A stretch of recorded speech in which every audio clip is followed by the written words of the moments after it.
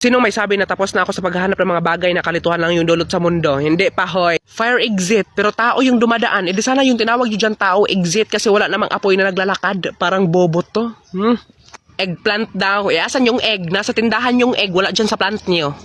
Eggplant pero walang egg. Diyos ko, Department of Agriculture, pakipalitan po yung English ng talong. Char, Manila paper pero binebenta sa probinsya. Akala ko ba Manila paper? Sa inyo na yan, tapos gagawa na lang kami ng probinsya paper. Kanya-kanya to, hoy. Corn beef pero walang mais.